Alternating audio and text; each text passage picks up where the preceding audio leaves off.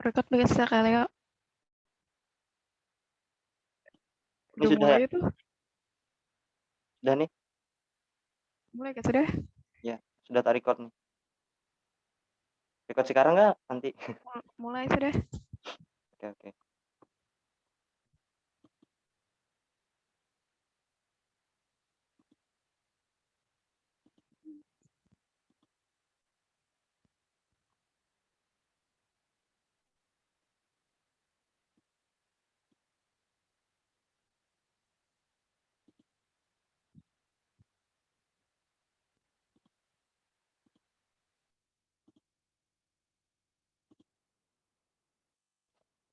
Baik, bismillahirrahmanirrahim. Assalamualaikum warahmatullahi wabarakatuh. Waalaikumsalam warahmatullahi Waalaikumsalam warahmatullahi wabarakatuh. Saya dari kelompok 7 ingin mempresentasikan hak asasi manusia. Saya dan Hairul Huda. Baik, saya akan serahkan materinya ke Hairul Huda yang pertama. Silahkan Hairul Huda. Bismillahirrahmanirrahim. Langsung saja saya akan menjelaskan tentang pengertian hak asasi manusia. Yang pertama, hak asasi manusia secara umum. Hak asasi manusia secara umum adalah seperangkat hak yang melekat pada hakikat dan keberadaan manusia sebagai makhluk Tuhan yang Maha Esa dan merupakan anugerah yang wajib dihormati, dijunjung tinggi, dan dilindungi oleh negara, hukum, pemerintah, dan setiap orang yang demi kehormatan serta pelindungan harkat dan martabat manusia. Yang kedua, pengertian hak asasi manusia menurut Koncoro Paranoto. Hak asasi manusia adalah hak yang bersifat asasi. Artinya, hak-hak yang dimiliki manusia menurut kodratnya yang tidak dapat dipisahkan dari hakikatnya sehingga sifatnya suci. Yang ketiga yaitu pengertian hak asasi manusia menurut UU nomor 39 tahun 1999. Hak asasi manusia adalah seperangkat hak yang melekat pada hakikat dan keberadaan manusia sebagai makhluk Tuhan yang Maha Esa dan merupakan anugerahnya yang wajib dihormati, dijunjung tinggi, dan dilindungi oleh negara. Selanjutnya hak asasi menurut KBBI, Kamus Besar Indonesia. Hak asasi adalah hak yang dilindungi secara internasional seperti hak untuk hidup, hak untuk merdeka, dan hak-hak yang lainnya. Yang kelima, hak menurut John Locke. Hak asasi manusia adalah hak yang berlangsung diberikan Tuhan kepada manusia sebagai hak yang kodrat. Oleh sebab itu, tidak ada kekuatan di dunia ini yang untuk dimiliki. Hak untuk mengeluarkan pendapat bisa mencabutnya. Selanjutnya, HAM menurut John Matterson adalah HAM adalah hak-hak yang ada pada setiap manusia yang tampaknya manusia mustahil hidup sebagai manusia. Selanjutnya, sejarah perkembangan hak asasi manusia. Yang pertama, pada periode sebelum kemerdekaan. Jadi sebelum Indonesia merdeka, banyak organisasi pergerakan nasional yang berpemikiran HAM. Beberapa organisasi telah memperlihatkan adanya kesadaran yang berserikat dan mengeluarkan pendapat melalui petisi-petisi yang dilakukan kepada kolonial maupun dalam tulisan dalam surat kabar. Beberapa organisasi yang bergerak dalam konteks pemikiran HAM sebelum kemerdekaan adalah yang pertama Budi Utomo, Perhimpunan Indonesia, Syarikat Islam, Partai Komunis Indonesia, Partai Nasional Indonesia, Organisasi Pendidikan Nasional Indonesia. Selanjutnya periode lama, Orde Lama. Pemikiran HAM pada periode awal kemerdekaan masih pada hak untuk merdeka, hak kebebasan untuk berserikat melalui organisasi politik yang didirikan, serta hak kebebasan untuk menyampaikan pendapat terutama di parlemen. Pemikiran HAM telah mendapati legitimasi secara formal karena telah memperoleh pengaturan dan masuk ke dalam hukum dasar negara konstitusi, yaitu Undang-Undang Dasar 1945. Selanjutnya periode baru. Pada periode ini proses penegakan HAM mengalami kemunduran karena HAM tidak lagi dihormati, dilindungi, dan ditegakkan. Sikap pemerintah tercermin dengan para media yang tidak bebas, kebebasan bersuara ataupun berpendapat di depan umum dibatasi, bahkan terkadang dilarang. Banyak terjadi kasusnya pelanggaran HAM yang belum terpecahkan sampai sekarang, yaitu seperti tragedi Semanggi, Tanjung Priok, dan peristiwa Sakti. Selanjutnya, periode reformasi. Pergantian rezim pemerintahan pada tahun 1998 memberikan dampak yang sangat besar pada penegakan dan pelindungan HAM di Indonesia. Jadi pada saat itu mulai dilakukan pengkajian terhadap beberapa kebijakan pemerintahan Orde Baru yang berlawanan dengan pemajuan dan perlindungan HAM. Selanjutnya dilakukan menyusun peraturan perundang-undangan yang berkaitan dengan memperlakukan HAM dalam kehidupan kenegaraan dan kemasyarakatan di Indonesia. Itu saja yang bisa saya sampaikan, kurang lebihnya mohon maaf. Baik, terima kasih Khairul Huda yang telah menyampaikan materi pengertian dan sejarah. Oke, setelah kita mengetahui yang namanya pengertian, yang mana HAM ini sendiri adalah hak itu hak asasi manusia. Artinya asasi itu adalah dasar. Jadi hak dasar yang manusia itu wajib gitu, wajib ada dan dihormati satu sama lain, seperti itu.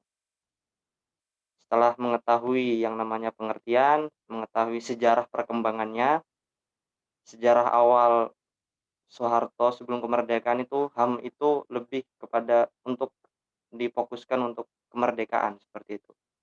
Setelah itu eranya Soeharto, sejarah HAM ini mengalami kemunduran. Jadi di era itu banyak kasus HAM yang belum terpecahkan, seperti itu. Kemudian sampai era sekarang HAM terus dikembangkan, seperti itu pasca reformasi. Setelah itu kita lanjut ke prinsip HAM. Untuk prinsip HAM sendiri ada banyak macamnya. Yang pertama, prinsip HAM yang pertama ini bersifat universal. Artinya bersifat umum kepada siapapun. Tidak memandang ras, tidak memandang suku, tidak memandang agama, tidak memandang apapun. HAM itu harus ada, ditegakkan.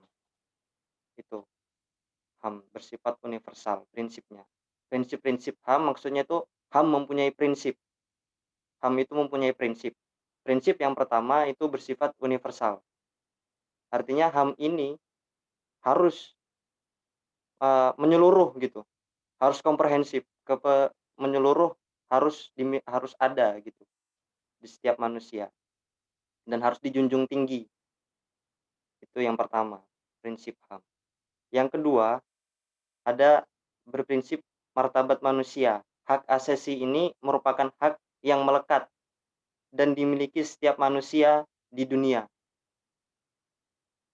Jadi harus dimiliki setiap manusia di dunia. Prinsip HAM ditemukan pada pikiran setiap individu tanpa memperhatikan umur, budaya, keyakinan etnis, gender, organisasi seksual, bahasa, kemudian atau kelas sosial setiap manusia. Oleh karenanya harus dihormati. Kemudian yang ketiga ini prinsip HAM yang ketiga, kesetaraan. Jadi HAM ini punya prinsip kesetaraan. Setara artinya konsep kesetaraan mengekspresikan gagasan, menghormati martabat yang melekat pada setiap manusia. Jadi harus setara. Setiap manusia itu harus setara di mata HAM, tidak pandang bulu HAM ini, semuanya setara, baik pejabat, baik kalangan masyarakat, baik raja ataupun rakyat, baik ulama, siapapun itu di mata HAM itu setara, seperti itu. Kemudian yang keempat, prinsip-prinsip HAM yang keempat, non-diskriminasi. Non-diskriminasi terintegrasi dalam kesetaraan. Prinsip ini memastikan bahwa tidak seorang pun dapat meniadakan hak asasi orang lain karena faktor-faktor luar, seperti misalnya ras, warna kulit, jenis kelamin, bahasa, agama, politik, atau pandangan lainnya, kebangsaan, kepemilikan, status, kelahiran, atau lainnya. Jadi HAM ini punya prinsip non-diskriminasi. Kemudian selanjutnya, prinsip-prinsip HAM selanjutnya tidak dapat dicabut. Artinya tidak dapat cabut, sudah hak-hak individu tidak dapat direnggut, dilepaskan, atau dipindahkan. Jadi sangat-sangat mendasar ya, tidak dapat dicabut. Kemudian prinsip-prinsip HAM selanjutnya antara lain tak bisa dibagi. Jadi HAM ini nggak bisa dibagi ke orang lain. Setiap individu ada HAM-nya sendiri. HAM, baik hak sipil, politik, sosial, budaya, ekonomi, semuanya bersifat inheren,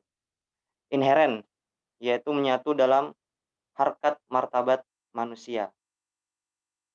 Pengabdian pada satu hak akan menyebabkan pengabdian terhadap hak-hak pengabaian pada satu hak akan menyebabkan pengabaian terhadap hak-hak lainnya. Jadi harus seimbang, tidak boleh pilih kasih. Kalau HAM pilih kasih, maka HAM yang lainnya akan terabaikan, seperti itu. Kemudian yang ketujuh, ada saling berkaitan dan bergantung. Yang kedelapan, ada tanggung jawab negara. Nah, negara dan para pemangku kewajiban lainnya bertanggung jawab untuk menaati hak asasi. Dalam hal ini, mereka harus tunduk pada norma-norma hukum dan standar yang tercantum di dalam instrumen-instrumen HAM. Seandainya mereka gagal dalam melaksanakan tanggung jawabnya, pihak-pihak yang dirugikan berhak untuk mengajukan tuntutan secara layak sebelum tuntutan itu diserahkan pada sebuah pengadilan yang kompeten atau penuntut lain yang sesuai dengan aturan dan prosedur hukum yang berlaku. Nah, jadi seperti itu HAM. Itu prinsip-prinsip yang ada di dalam HAM. Nah, untuk itu kesimpulannya, hak asasi manusia ini adalah hak yang mendasar yang dimiliki setiap manusia dari lahir. Ada yang mengatakan dari lahir.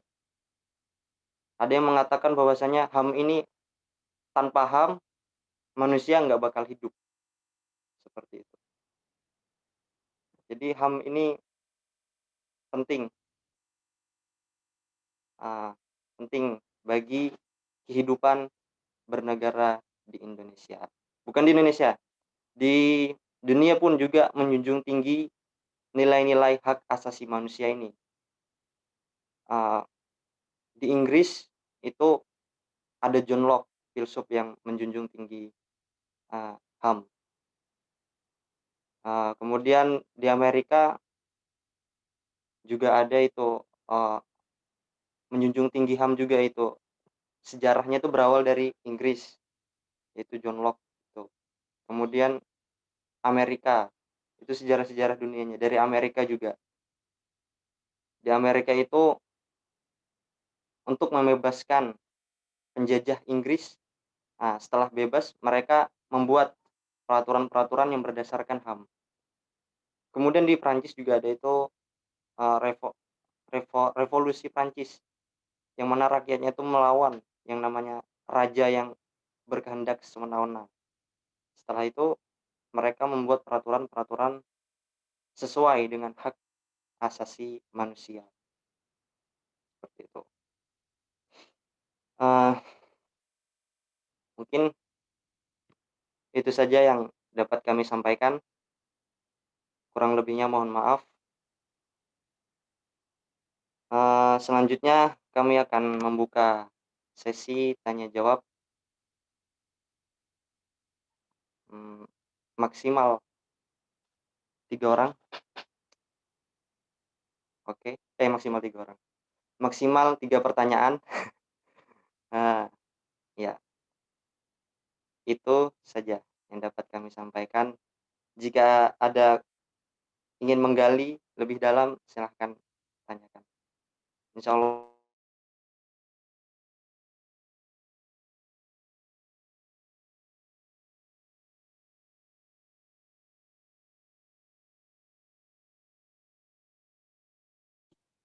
mungkin Horil Huda ada ingin menambahkan tentang pengertian HAM? Saudara Horil Huda?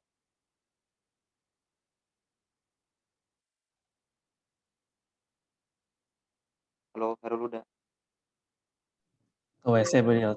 Oh, oke. Boleh nanya nggak nih? Ya. Jadi gini, untuk istilahnya merealisasikan hukum tentang HAM ini, setelah Undang-Undang Dasar diamandemen, maka muncul suatu lembaga. Yang mau saya tanyakan, Ulang muncul organisasi apa tadi?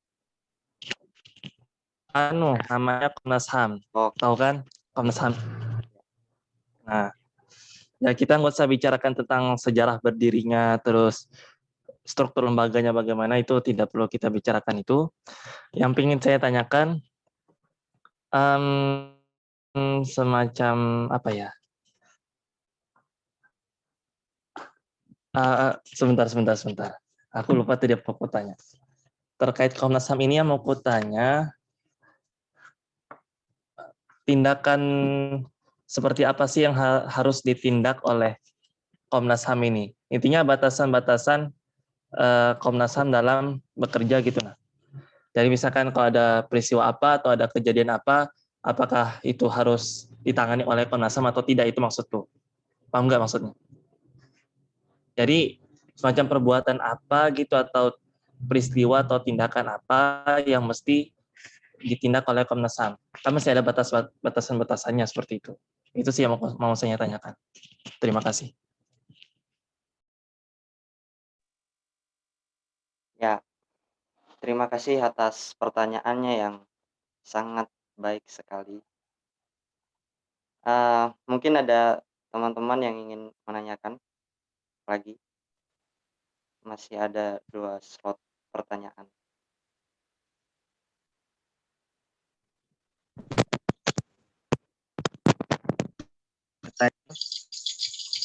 Ya, Doni, silahkan. Di sini saya ingin menanyakan, hak asasi manusia ini kan adalah hak yang menjunjung hak yang terdapat pada manusia ya, setiap individunya. Jadi saya ingin menanyakan, apakah dalam hak asasi manusia ini ada batasan ya, ada batasan-batasan tertentu gitu. Kan ini kita menjunjung tinggi hak per individu di setiap manusia kan. Jadi kita tidak boleh menentang setiap keinginan yang terdapat pada setiap manusia yang dia inginkan gitu kan. Terus saya ingin menanyakan, apakah di dalam hak asasi manusia ini ada batasan gitu. Bisa dipahami, Ustaz Leo? Ya. Ya. Terima kasih untuk pertanyaannya, Doni. Horil Huda sudah masuk kah? Belum ya? Oke. 1 pertanyaan lagi.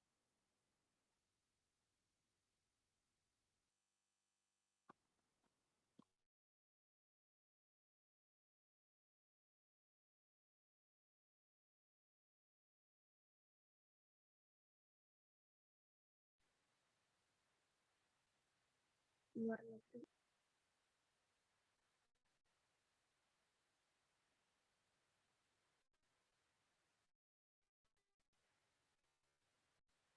Saya izin bertanya. Ya. Tadi kan Leo ada bilang tentang prinsip dari HAM.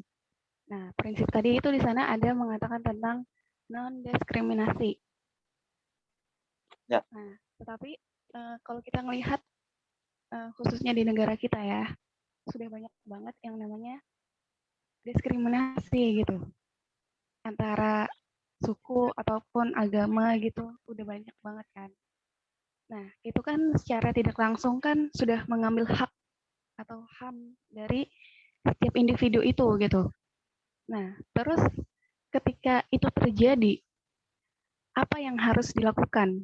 Selain misalnya kita, misalnya hak kita itu direnggut gitu, dirampas atas apa haknya gitu. Misalnya dia beragama Kristen. Nah, ketika agama mereka dan diri mereka itu didiskriminasi dengan kata-kata yang tidak baik atau bahkan dilakukan pelecehan dan lain sebagainya, bagaimana sikap yang harus dilakukan oleh orang tersebut dan juga kemana gitu mereka bisa apa ya, ibarat kata tuh mengadu. Selain yang dikatakan tadi ada Komnas HAM ya. Nah, kan tidak serta-merta kita bisa langsung mengadu kepada Komnas HAM itu gitu. Tapi ada jalur-jalurnya. Nah, jalur apakah dan mulai manakah gitu. Mungkin itu saja yang terima kasih. Ya. Yang pertama itu tentang HAM, di mana kita harus mengadu selain ke Komnas HAM. Sebenarnya pada dasarnya manusia itu terkadang ceroboh, terkadang itu sifat ketidakadilannya itu ada. Seperti itu. Terjadi banyak tragedi di dunia ini. Contohnya Palestina sama Israel. Itu pun sampai sekarang belum bisa terselesaikan. Padahal itu jelas melanggar hak asasi manusia. Begitu juga dengan di mana misalnya Indonesia, penembakan Laskar Front Pembela Islam.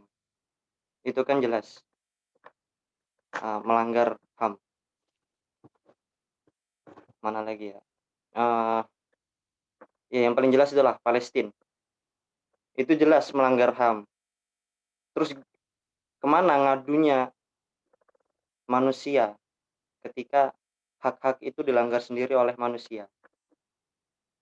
Ya, nggak ada tempat ngadu selain Allah Subhanahu wa Ta'ala. Karena ketika pemegang kekuasaan itu berkonspirasi, maka apa yang bisa kita lakukan? Gitu.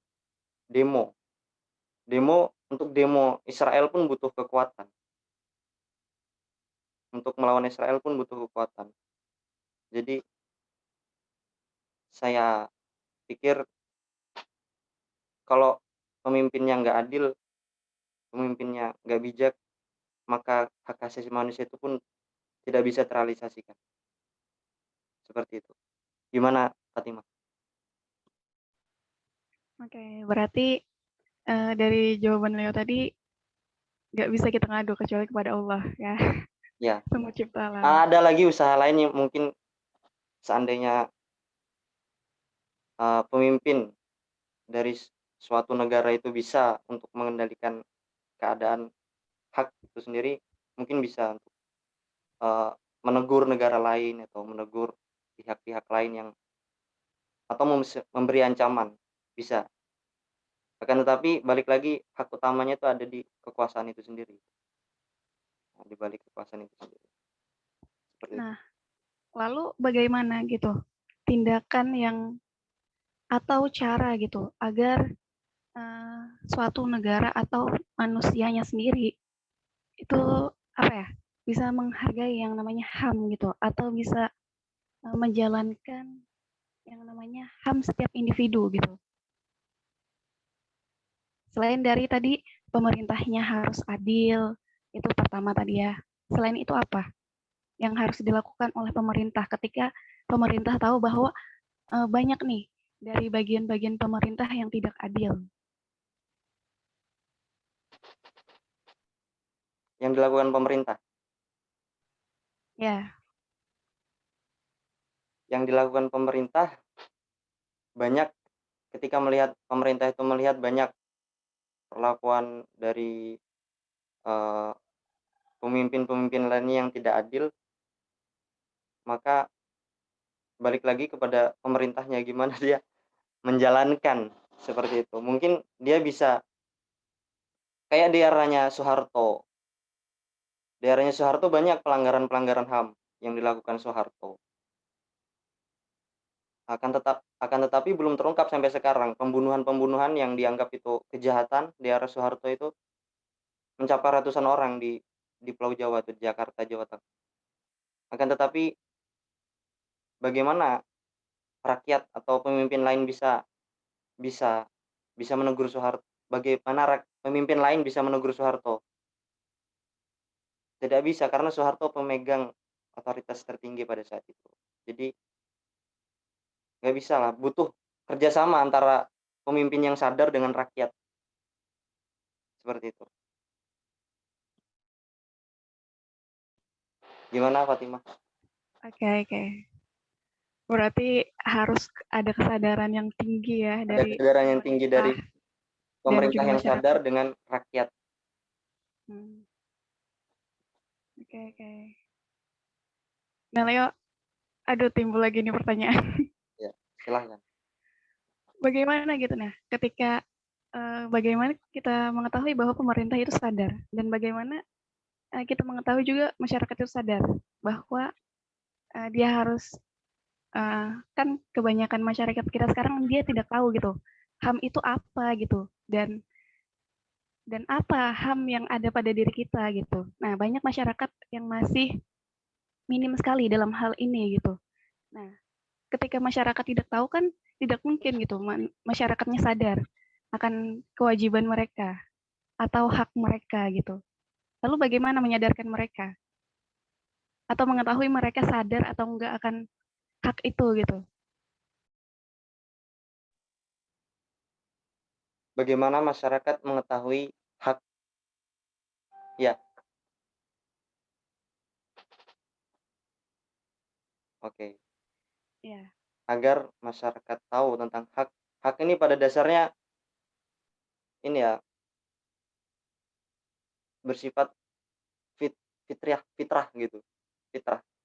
Orang lahir nggak mungkin langsung dibunuh. Pasti orang tetangga yang lainnya pasti akan mencegah hal itu. Orang yang kelaparan tidur di jalan pasti orang akan iba melihat itu, kasihan melihat itu. Jadi hak itu sendiri sebenarnya sudah ada di dalam fitrah jiwanya manusia. Seperti itu. Secara tidak sadar manusia sendiri sadar sebenarnya.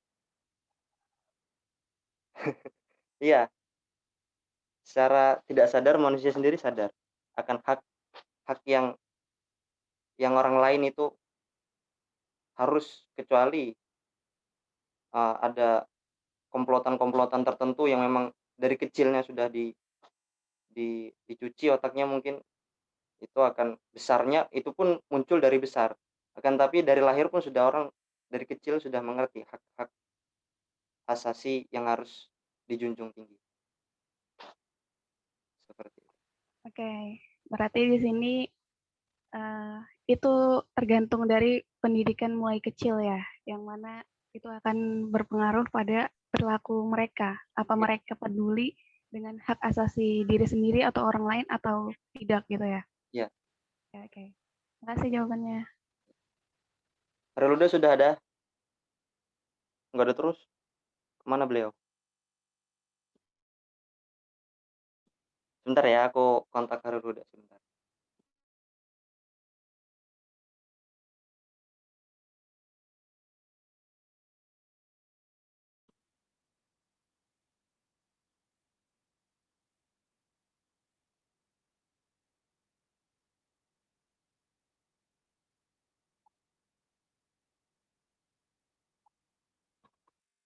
Baik, saya akan menjawab pertanyaannya Doni. Sampai mana batasan hak manusia itu? Ya gitu Don ya? Iya, Ustaz. Ya. Nah, untuk di Indonesia sendiri, hak asasi manusia itu ada namanya hak pribadi, ada hak politik, ada hak ekonomi, ada hak peradilan, ada hak sosial budaya, ada hak hukum. Jadi setiap pribadi itu bebas melakukan gerak, melakukan eh, aktivitas-aktivitas yang lainnya. Begitu juga di dalam politik. Di dalam politik bebas memilih presiden, mau milih eh, gubernur, mau masuk ke ranah politik boleh. Begitupun juga dengan hak ekonomi. Bebas di hak-hak ekonomi ini. Boleh berusaha, boleh eh, melakukan kegiatan jual beli, boleh eh, memperkaya diri boleh, seperti itu. Sampai sekaya-kayanya pun boleh.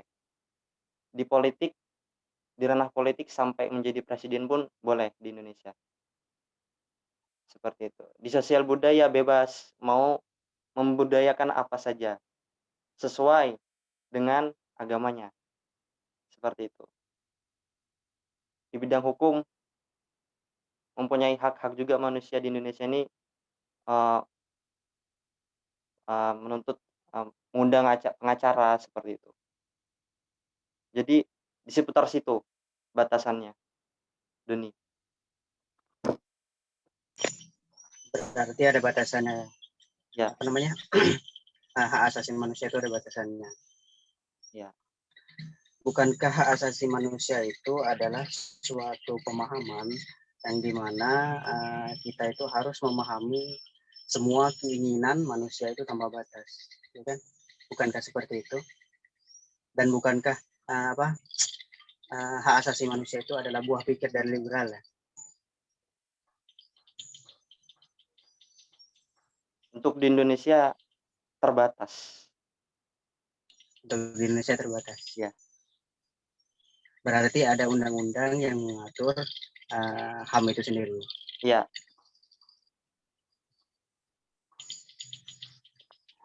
Undang-Undang nomor 39 itu yang disebutkan Harluda itu salah satunya tentang pembatasan hak asasi manusia di Indonesia. Kalau di setiap negara beda. Kalau di Perancis itu menganut yang namanya kesetaraan. Jadi semenjak itu setara, ya itu sudah batasnya. Kalau di Amerika kebebasan. Jadi berarti HAM di Indonesia belum setara. Beda setiap negara. Setiap negara beda. Berarti tidak semua HAM yang ada di luar itu bisa masuk ke Indonesia. Nggak bisa masuk. Nggak bisa masuk. Ya. Tapi ada HAM-HAM yang menjadi kesepakatan seperti itu. Salah satunya pribadi. HAM-HAM pribadi ini sepakat semua orang. Sosial budaya sepakat. Tadi ada yang nggak sepakat. Apa tadi apa? HAM-HAM pribadi.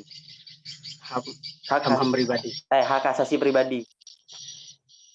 Ada kesepakatan berarti. Iya, untuk pribadi sepakat semua orang bergerak. Maksudnya di setiap pribadi itu bebas melakukan apa saja gitu. Dibatasi juga bergerak, berjalan seperti aktivitas-aktivitas sendiri. Pada dasarnya HAM ini dimunculkan tuh tentang politik ya. Politik yang awal muncul itu tentang politik. Politik di mana di Perancis, di Amerika tuh menuntut yang namanya apa itu ya, raja yang zalim itu di Prancis itu agar jatuh gitu, dikudeta oleh masyarakatnya. Itu pada dasarnya berkutik di dunia politik, HAM ini. Akan tetapi semenjak jalannya zaman, maka HAM ini merambat ke ekonomi, ke sosial budaya, hukum, gitu. Oke. Terakhir nih, terakhir. Kalau misalnya HAM di Indonesia itu dibatasi ya, terus kan banyak itu apa namanya peristiwa-peristiwa yang terjadi di Indonesia itu seperti ketidakadilan yang terjadi antar ulama, terus antar agama, terus ada juga apa tadi ya? Pokoknya kalau misalkan HAM itu antar individu aja sudah ada batasan, berarti itu bukan menjunjung tinggi hak asasi manusia dong. Bukannya gitu ya? Kan hak asasi manusia itu kita dibebaskan memilih hak atas hak asasi kita, atas individu kita itu kita dibebaskan gitu kan. Kalau misalkan kita dibatasi, berarti bukan hak asasi manusia dong namanya. Gitu ya? Iya, iya. Jadi Boleh bantu jawab? oke. Oke, izin saya menjawab ya. Jadi gini, sesuai sunatullahnya, setiap di samping ada hak, ada juga kewajiban. Nah, begitu juga kita sebagai warga negara atau kita sebagai manusia lah, kita punya HAM, kita punya hak asasi, tapi kita juga punya kewajiban asasi. Nah, itu yang perlu dipahami. Jadi kita tidak bisa selalu menuntut HAM, kita tidak bisa selalu menuntut hak kita gitu, sehingga kita bisa bebas melakukan apapun kita inginkan. Nggak bisa, karena pada dasarnya kita juga punya kewajiban. Seperti itu. Jadi, istilah apa ya, fitrahnya kita sebagai manusia itu bukan hanya ada hak aja, tapi ada juga kewajiban. Itu yang perlu diingat. Jadi, kalau misalkan ada konsep HAM yang istilahnya meliberalkan segalanya, atau yang membuat kita bebas melakukan segalanya tanpa ada batasan dan sebagainya, itu bukan HAM namanya. Bukan HAM namanya. Berarti antara HAM di Indonesia dengan HAM yang ada di luar negeri itu berbeda ya?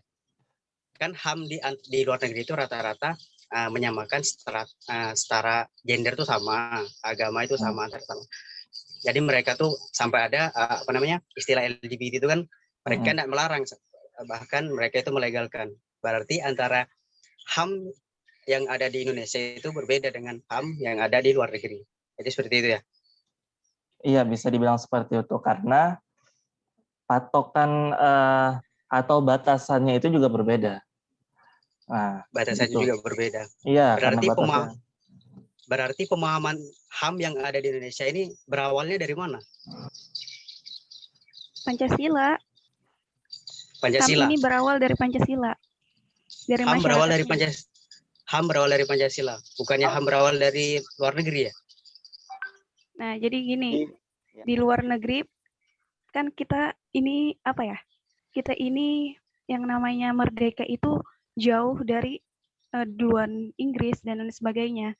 Nah, jadi mereka ya setiap negara yang gimana ya? Kita berawal kalau di Indonesia itu HAM-nya itu dari Pancasila. Tapi kalau untuk HAM dunia itu sudah memang ada gitu.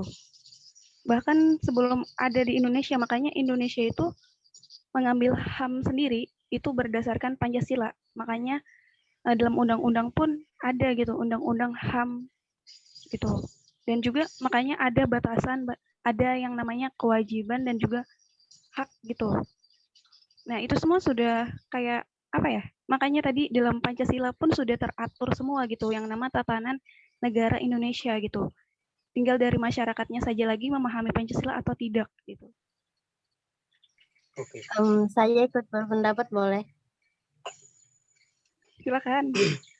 Jadi gini ya, dari yang tadi dijawab Leo, Andi ataupun Fatima, saya tahu kenapa Doni sampai sekarang masih bingung kan? Karena kalau selama yang saya pelajari ya, HAM di Indonesia itu sebenarnya tidak ada batasan. Yang dibatasi adalah jangan sampai HAM orang lain itu dipakai oleh HAM orang lain gitu. Maksudnya misalnya saya punya hak. Nah, hak saya ini tidak boleh diganggu sama orang lain. Begitupun juga dengan orang lain yang punya hak, saya nggak boleh ganggu hak dia. Itu batasan di Indonesia. Lalu yang tadi itu berasal dari negara lain. Kalau seingat saya, iya, diambil dari negara lain.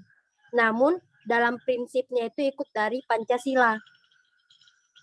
HAM itu dia nggak tahu itu dari negara apa, tapi HAM yang diambil ini memang benar boleh beragama atau enggak berpendidikan. Setiap manusia punya hak untuk berpendidikan atau beragama. Nah, itu memang diambil dari negara lain. Tapi dalam menjalankan suatu kehidupannya itu berdasarkan dari Pancasila. Ikuti undang-undang yang ada di Indonesia. Kayak gitu. Kalau misalnya dibilang batas sih, ya saya nggak terima sih kalau misalnya dibatasi banget di Indonesia. Terus tuh dalam hal beragama itu sama kok sama negara lain, boleh beragama masing-masing individu.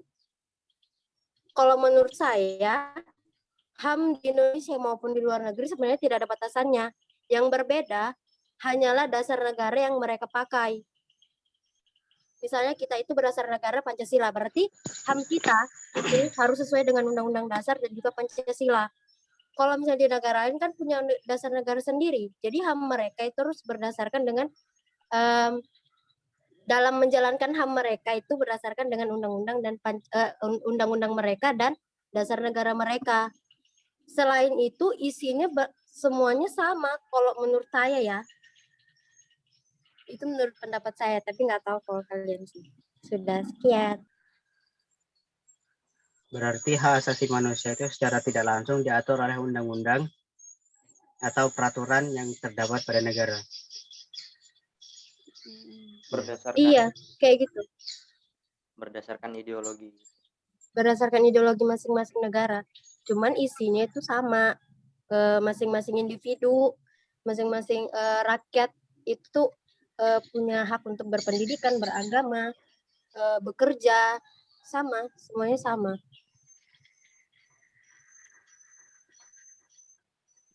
Oke. Terima kasih. Siti Fatimah itu mau megang mic, mau bicara apa? Silahkan. Silahkan.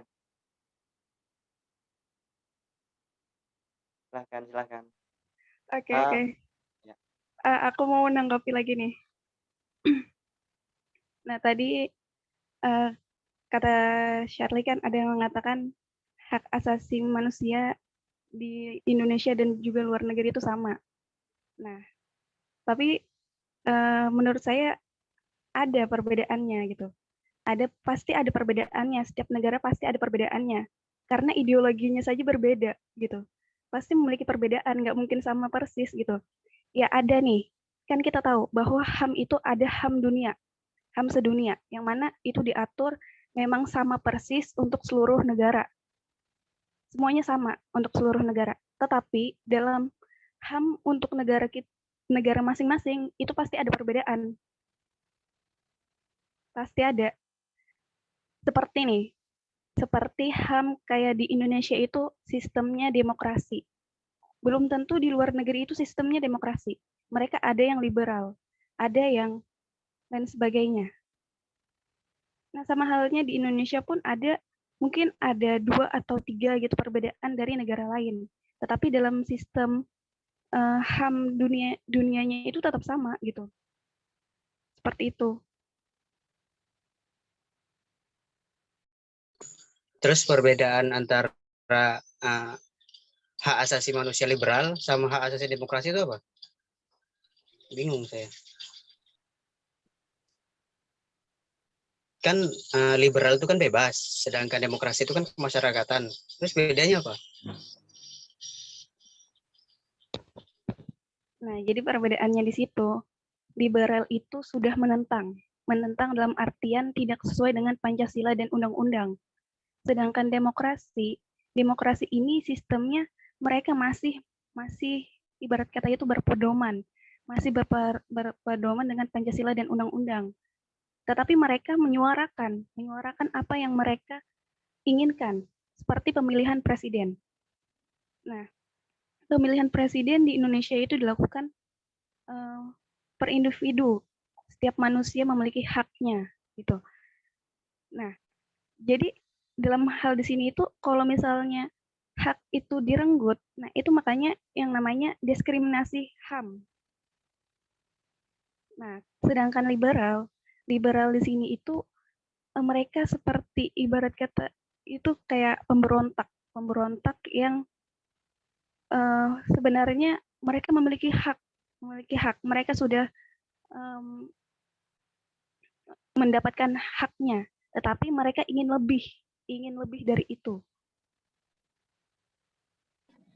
Gini ya, memang sih perbedaan itu kan tadi kamu bilang ada HAM dunia, berarti HAM di sini sudah dibuat oleh organisasi yang mendunia kan, dari seluruh dunia gitu udah sepakat kan dengan HAM itu.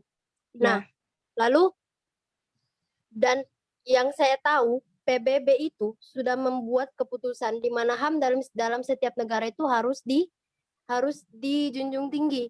Jadi masing-masing negara itu harus bisa menjunjung tinggi hak masing-masing dari masyarakatnya gitu. Nah, jadi walaupun ideologinya berbeda, tapi ya dia harus bisa gitu membuat hukum terkait dengan hak asasi manusia. Karena jika memang hak asasi manusia kayak misalnya liberal yang bebas, berarti mereka bisa berperang dong ya. Berarti mereka nggak ada batasan dong dalam hak asasi manusianya. Nah, sedangkan PBB itu tugasnya untuk meminimalisir peperangan. Nah, jadi gimana dong? Kan HAM itu berguna untuk membatasi setiap orang gitu. Jangan mengambil hak orang lain. Kayak gitu kan? Iya. Kalau secara pemahaman. Saya setuju dengan pendapat Sherly.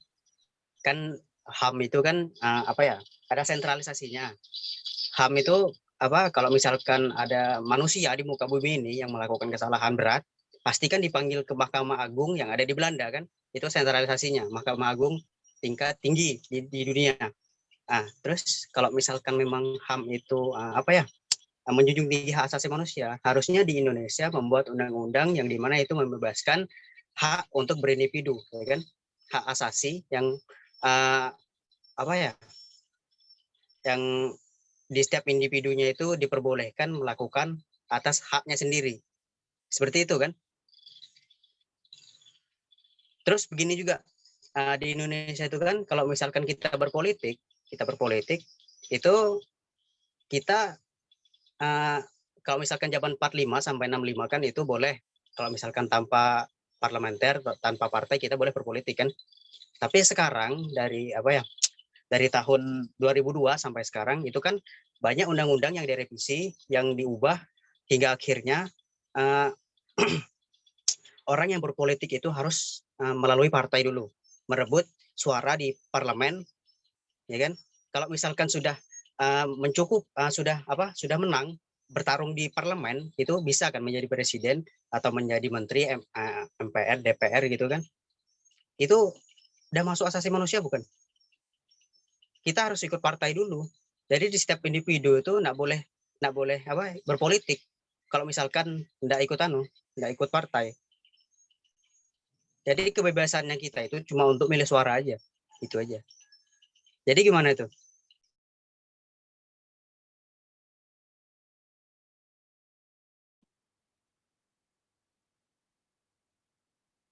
Gimana ya?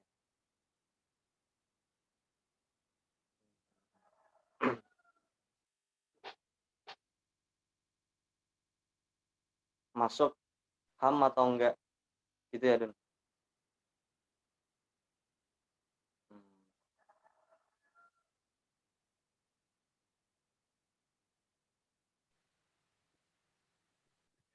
Tadi kamu bilang apa? Masyarakat nggak dengan masyarakat berpolitik hanya pada saat dia masuk partai kan? Iya. Kalau itu ya, partai itu kan dibuat Nggak tahu sih kenapa, sumpah nggak pernah belajar partai dibuat kenapa. Kan kalau misalkan ada di buku itu dulu di zaman Soekarno, beliau membuat apa ya, ada yang namanya demokrasi terpimpin, ada yang namanya demokrasi liberal. Maksudnya demokrasi liberal itu kita boleh berpolitik, itu Pak, semua partai di Indonesia itu boleh mendirikan partainya, terus bersaing di kursi parlemen gitu. Kalau misalkan demokrasi terpimpin itu hanya ada satu penguasa yang mengatur negara, jadi seperti itu. Kalau misalkan di demokrasi liberal itu yang mengatur negara itu apa, presidennya sama apa ya, menteri-menterinya gitu, menteri-menterinya gitu. Itu dari hasil kemenangan kursi parlemen, jadi gitu. Itu dulu. Kalau misalkan dulu menteri boleh dari masyarakat, dari individu yang berpengetahuan luas tentang politik, itu boleh ikut ke politik. Tapi dari tahun 2002 sampai sekarang itu politiknya kan sudah direvisi, sudah dirubah. Jadi masyarakat itu kalau misalkan ingin politik harus ikut partai dulu, harus merebut kursi parlemen di parlementer itu. Jadi nggak boleh kalau misalkan mereka itu dari secara individu nggak boleh ikut politik. Itu juga yang terjadi sama ABRI. Dulu ABRI boleh kan memilih milih presiden, mulai pemilihan di pemilu-pemilu kan boleh kan. Tapi sekarang nggak boleh. Apakah itu masuk ke dalam hak asasi manusia? Ya kan? Iya sih, karena iya sih kalau yang saya pelajari sampai sekarang dari pasca reformasi itu politik kita itu hanya pada saat kita memilih presiden, memilih gubernur, hanya pada saat itu. Itu saja yang dianggap kita berpolitik, ikut serta dalam politik. Tapi kalau misalnya masuk partai itu, ya nggak tahu kenapa harus masuk partai dulu baru bisa dipilih jadi wali kota, gubernur itu masih nggak tahu sih kenapa harus kayak gitu. Ada yang tahu? Ada tahu nanti Ada kita yang tahu? sama. Kenapa harus ada partai ya? Karena partai itu di setiap negara kan pasti ada. Di Amerika Serikat contohnya, kalau misalkan kita bersaing di kursi parlemen, itu harus ada partainya untuk misalnya kita di satu kelas nih partai Demokrat, partai apa ya? Partai Demokrat misalnya. Terus kita mau jadi kan mau mengusung Leo jadi presiden. Nah, itu partainya harus bersaing dengan partai-partai lain itu di parlemen gitu. Contohnya di Indonesia ini ada banyak partai kan. Jadi yang mengusung calon itu setiap partai satu orang. Jadi gitu, setiap partai satu orang. Terus mereka bersaing untuk menarik simpati suara dari masyarakat. Jadi gitu. Jadi sampai sekarang saya tidak tahu kenapa harus berpartai dulu baru bisa berpolitik. Jadi gitu. Kan organisasi sama partai itu kan beda. Jadi kita kalau misalkan nggak ikut partai nggak bisa berpolitik, kecuali kita cuma bisa milih suara aja. Bingung ya? Mana ya? Bingung Ustaz. Aku mau bersuara kan. Nah jadi kan kenapa gitu? Kenapa kita harus berpartai dulu sebelum berpolitik gitu? Jadi kalau dalam hal kayak kan kalau berpartai politik itu kan misalnya dia tuh hanya dalam sekedar urusan kayak memilih presiden, gubernur, bupati atau kayak DPR. Nah, jadi persepsi di sini tuh kayak apa ya? Kayak mereka berpikir kalau kayak kenaikan listrik, kenaikan BBM, kita ke sana dulu gitu. Kayak itu tuh kayak tidak melalui proses politik. Sebenarnya apa? Kayak itu tuh sebelumnya itu kayak pernah kejadian kayak kenaikan BBM. Nah, itu tuh apa ya? Kayak kebijakan itu berawal dari setiap partai gitu.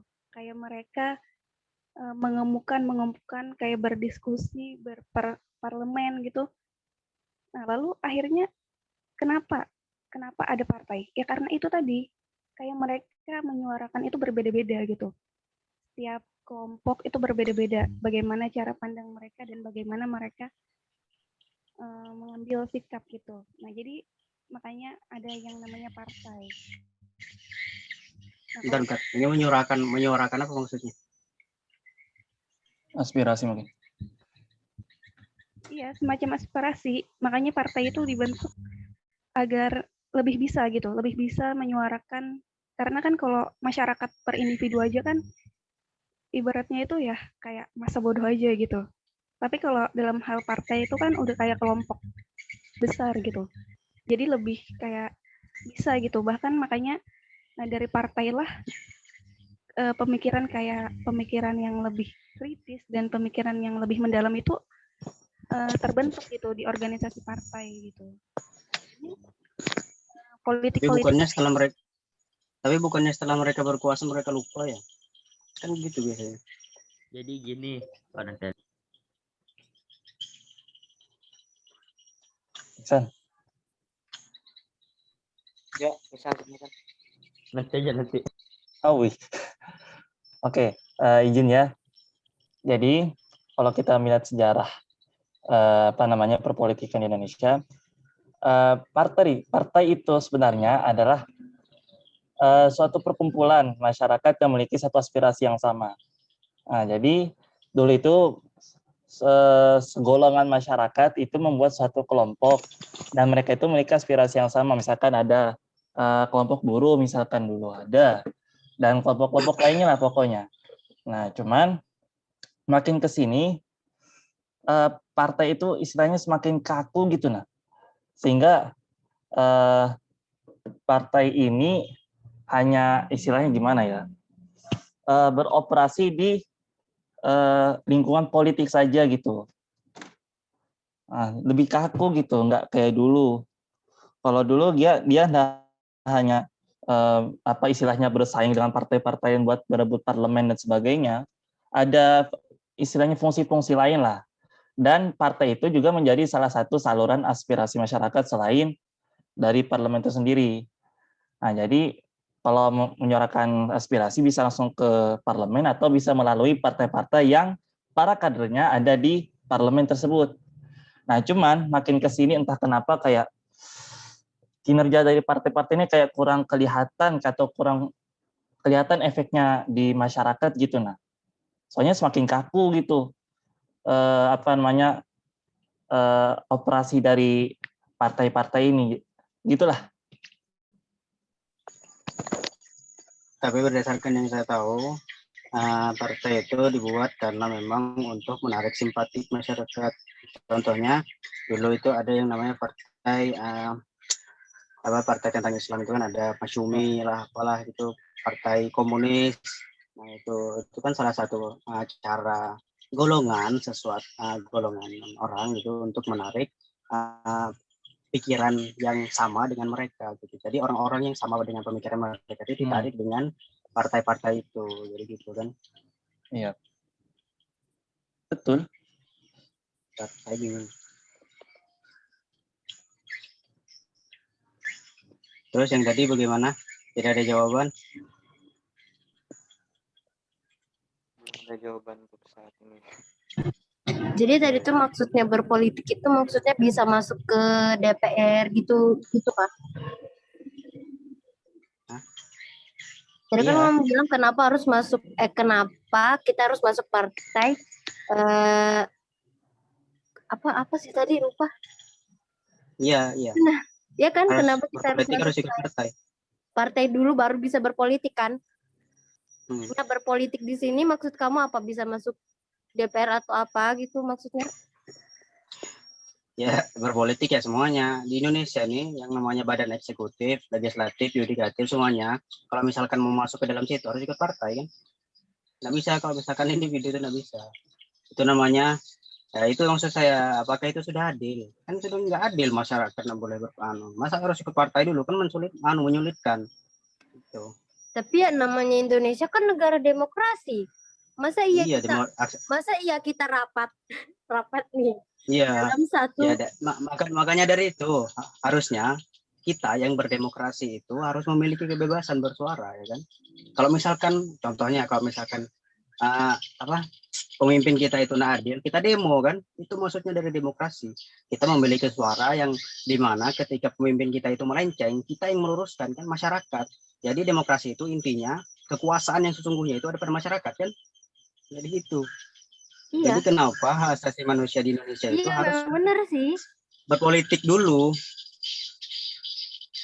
Kan saya bingung. Masalahnya megang kebijakan itu ada di pemerintah. Itu masalahnya. Iya. Jadi Nah ibaratnya itu. kita ini walaupun ada di pada kekuasaan tertinggi, sebenarnya kita ini masih pasif gitu. Nah Masih itu pasif, tidak. maksud saya. Kan undang-undang yang mengatur di Indonesia itu kan MPR, DPR. Kan Ya. cuma kita tuh apa ya, kekuasaan tertinggi masyarakat itu kan cuma istilah aja sebenarnya. Itu kan ideologi yang sebenarnya dari demokrasi itu kan. Tapi yang mengatur undang-undang lah yang harus masyarakat harus begini, apa tentang UMKM-nya harus beginilah, ekonominya, politiknya, bagaimana kita harus berorganisasi lah, apalah pendidikannya itu kan yang mengatur semuanya adalah apa namanya pemerintah, khususnya DPR, MPR yang mengatur. Iya sih, memang benar mereka yang ngatur. Karena kan memang udah melenceng. Terutama yang waktu itu mereka buat masyarakat boleh berpendapat, namun dibatasi kan? Karena kan udah dibuat yang itu, yang polisi bisa mendeteksi kita bicara ini sama pemerintah ya kan? Bukan. Nah berarti hak asasi manusia Indonesia, hak asasi manusia yang terjadi di Indonesia ini belum adil ya kan? Belum. Betul. Sebenarnya Ini belum. lebih Nah, salah di itu penerapannya. intinya. Nah itu. Sebenarnya gini kan. Nah, demokrasi itu sendiri kan dengan omongan atau janjiannya itu kan gini, kedaulatan terbesar berada di tangan rakyat, ya kan? Tetapi fakta lapangannya ketika kebebasan itu diatur dalam undang-undang kan, itu kan apa? Manusia Indonesia atau rakyat Indonesia berhak memeluk agamanya, berpendapat, menyuarakan dan berpolitik kan. Nah, tetapi dalam praktek lapangannya politik itu kita nggak boleh sendiri gitu, harus masuk ke yang dimaksudkan ini partai. Nah, dari partai ini terjadi penyimpangan juga. Maksudnya apa? Kan gini tuh, kan sebenarnya kan demokrasi itu kan dari rakyat untuk rakyat dan kepada rakyat. Nah, sedangkan hadirnya partai itu kan kalau mau naik itu kan perlu banyak dana tuh, perlu banyak pemasukan, perlu banyak anggaran. Nah, mengapa mereka bisa terjadi oligarki? Nah, ini sebabnya. Karena mereka itu butuh dana untuk naik ke pemimpinan yang lebih tinggi. Misalnya presiden, DPR, apalah. Nah, karena mereka tidak punya dana, jadi mereka tuh larinya ke orang-orang elit, kalau ke orang-orang yang memiliki uang tinggi. Nah, dari situlah makanya ada namanya ini yang kemarin heboh itu apa tuh, HIP kan, yang tentang beta tuh. Yang ini undang-undang itu dibuat untuk menguntungkan pihak orang-orang elit. Oh, jadi ada kepentingan pribadi yang masuk. Yang saya apa tangkap itu? hadirnya partai itu bukan dari rakyat untuk rakyat dan kembali kepada rakyat, tetapi dari rakyat untuk corporation dan kembali kepada corporation. Nah, itu penyimpangannya di situ. Jadi tujuannya yaitu mengapa sangat sulit untuk menerima aspirasi setiap rakyat, karena ada kepentingan politik di situ, kepentingan golongan. Nah, itu sih. Setuju. Makanya yang setiap pribadi itu kalau ingin berpolitik ya tidak ada guna gitu lah. Kamu pribadi terus menyuarakan politik, gila saja itu. Nggak bisa. Harusnya individu itu harus bisa menyampaikan ekspresinya. Kalau misalkan kita cuma terlalu dibatasi untuk berpolitik atau bersuara, ya kita pasti di setiap harinya, di setiap saatnya pasti kita menerima tidak adil gitu. Pasti kita menerima yang ketidakadilan itu pasti. Itu kalau misalkan kita dibatasi. Kalau misalkan kita memberikan luang bebas untuk partai, berarti yang bisa yang bersuara ya cuma orang-orang partai aja. Kalau misalkan kita ingin bersuara, kita harus bersusah payah untuk masuk partai. Sedangkan masuk partai itu tidak mudah. Ya kan? Nah, iya itu. Dan itu butuh uang lagi buat masuk sana. Itu sudah bobroknya sistem pemerintahan di negeri ini. Itu sih. Karena semuanya butuh uang.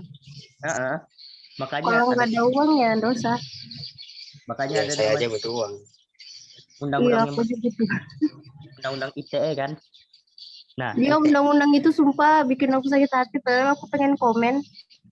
undang-undang ITE itu juga mengatur supaya rakyat itu bungkam gitu dah terhadap oligarki yang dibuat oleh mereka. Kan jadinya oligarki dan tirani dan juga diktator. Nah, itu sih. Jadi jangan salah, ketika mencari keadilan sangat susah di negeri ini, ya gitulah. Karena kepentingan politik, partai, dan golongan. Dan yang diuntungkan itu pihak besar. Itu sih. Berarti secara tidak langsung negara Indonesia ini adalah negara yang dipimpin oleh seorang pemimpin yang absolut dong. Ya enggak? Sebenarnya yang salah itu bukan pemimpinnya, tapi orang-orang di belakangnya. Harusnya pemimpin bisa mengatur atau memanajemen itu menteri-menterinya, ya kan? Kan yang di dalam yang orang-orang petinggi itu enggak cuma di badan eksekutifnya aja, ya kan? Kalau misal kita mau nyalahkan mereka, tapi ada juga badan yudikatifnya legislatifnya ada juga MPR, ya kan? Itu kan mereka yang yang berpegang teguh, yang mempunyai kekuasaan besar di pemerintahan. Nah, jadi mereka ini yang punya kekuasaan ini sebenarnya kalau bisa dibilang kayak boneka sih, karena pasti ada sosok people power, orang yang orang dalam lah. Nah, orang yang people power itu udah pasti orang yang memiliki kekuasaan, keuangan yang begitu banyak, dan juga mereka itu orang corporation gitu. Benar. Apa itu? Itu konspirasi, Bang? Atau fakta? Maka kenapa Indonesia disebutkan dengan sistem kapitalis? Nah, dari situlah paham kan? Kapitalis. Seharusnya udah berpindah sih anunya demokrasinya lain demokrasi lagi. Terus Artinya demokrasinya cacat. bukannya kita kan dari dulu memang demokrasi, harusnya demokrasi yang dibenarkan, yang dibetulkan. Kalau misalkan kita memang dari dulu itu monarki, ya kita memang sistem kerajaan kan, karena kita dari dulu memang demokrasi, ya demokrasi itu harus dijunjung tinggi. Nah, gini, kita demo itu aja dihalangi sama aparat negara, itu kan sudah tidak demokrasi namanya. Iya. Kalau misalkan seorang masyarakat ingin menyampaikan aspirasinya atau suaranya kan harus bertemu dengan pemerintahnya langsung, dengan pemimpinnya langsung, bukan dengan aparat negaranya. Aparat negara itu fungsinya mengatur sistem pemerintahan, bukan sistem pemerintahan, sistem keamanan yang ada di negara, ya kan? Pun harus bertemu dengan masyarakat, mereka itu melindungi, bukan memukuli, ya kan? Benar. Harusnya mereka itu memberikan ruang untuk kita berbicara dengan atau pemimpin itu membuat sistem lobby masyarakat. Kalau misalkan masyarakat itu ingin datang, maka kalau misalkan masyarakat itu ingin menyampaikan suaranya, maka ada tempat lobby untuk membicarakan keluh kesah itu dari masyarakat. Sebenarnya di Indonesia ini kalau dilihat ya udah masuk ke mosi tidak percaya. iya, sudah jelas. Ya kan? Oke, lanjut ke pertanyaan selanjutnya. Oke. Terima kasih atas kuliahnya dari Ustadz Doni. Sangat luar biasa. Keramat kata-kata kemarin. Doni aja nih, Bos. Ternyata. Ya. Pertanyaan selanjutnya dijawab oleh Harul Huda. Silakan Harul Huda. Nggak dihargai.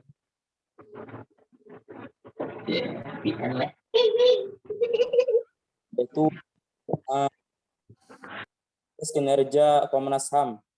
Jadi yang saya dapatkan Yang pertama yaitu memanggil pihak pengadu atau korban, juga pihak yang diadukan untuk dimintai dan didengarkan keterangannya.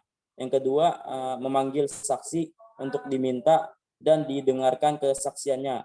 Yang ketiga, yaitu meninjau tempat kejadian atau tempat yang dianggap perlu. Yang keempat, memanggil pihak terkait untuk memberikan dan menyerahkan dokumen asli tertulis dengan persetujuan ketua pengadilan. Yang kelima, yaitu melakukan pemeriksaan terhadap rumah, bangunan, dan tempat lain dengan persetujuan ketua pengadilan.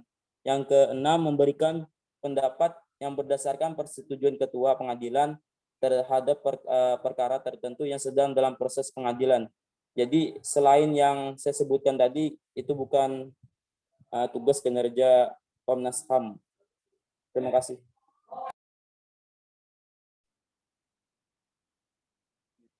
Jadi istilahnya Komnas HAM ini dia lebih ke semacam salah satu alat pengadilan lah gitu, tapi khusus terkait problem tentang HAM gitu ya. Gimana Haruluda? Iya, Betul. Ya. Nah, masalahnya perkara-perkara apa aja yang boleh diurus oleh Komnas HAM ini? Itu maksudnya ya itu yang aku maksud batasan-batasan tadi.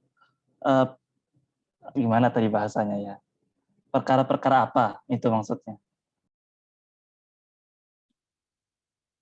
Soalnya kan nggak mungkin semua hal terkait HAM ini yang selalu diurus oleh Komnas HAM seperti itu. Terkait pelanggaran HAM tertinggi itu kan ini, ketika penguasa melakukan haknya sewenang-wenang. Nah, ketika itu Komnas HAM berperan di situ. Ketika suatu penguasa itu berlaku sewenang-wenang gitu, melanggar HAM kepada masyarakat sipil, masyarakat kita gini, orang biasa, masyarakat. Nah, disitulah Komnas HAM berperan seperti itu. Bentar. Kalau misalkan yang melanggar hak asasi manusia itu dari kalangan elit, itu Komnas HAM gimana kerjanya? Atau bukti yang pernah ada gimana? Apakah ada mungkin? Nah, Komnas HAM ini juga di Indonesia nih kayak model dikuasai gitu ya. Yang Ya. berkuasa itu orang-orang elit aja kan. Selama ada duit, hukum bisa dibayar. Nah. Siapa yang punya duit itu yang menang. Iya. Kalau kayak model-model kita nih kaum orang bawah mah salah dikit aja udah dibesar-besarkan masalah. Ridho nih. Terus fungsi Komnas HAM itu apa? Menegakkan hak asasi manusia aslinya. Seperti itu. Hak asasi manusia bagi masyarakat awam. Bagi seluruh. Apakah ada bukti? Apakah ada bukti Komnas HAM pernah menindak hak asasi manusia yang dilanggar oleh kalangan elit? Tidak ada. Berarti Komnas HAM tidak ada gunanya. Iya. Dalam sejarah peradaban Indonesia hadir, elit itu selalu menang. Itu aja intinya. Komnas HAM itu nggak ada gunanya. Ya. Gimana Herluda, ada tambahan mengenai Komnas HAM? Enggak. Oke. Herluda enggak katanya. Baik. Cukup bagi kami presentasi hari ini. Terima kasih untuk semuanya yang sudah berpartisipasi, terutama yang tadi berbicara. Saya sangat mengapresiasi. Oke. Mungkin hanya ini yang kami dapat presentasikan. Kurang lebihnya, jika ada kendala-kendala atau pertanyaan-pertanyaan mengenai perpolitikan bisa kita bahas di grup, karena 3 pertanyaan sudah lewat, seperti itu. Baik, akhir kata assalamualaikum warahmatullahi wabarakatuh. Waalaikumsalam Waalaikumsalam warahmatullahi warahmatullahi wabarakatuh.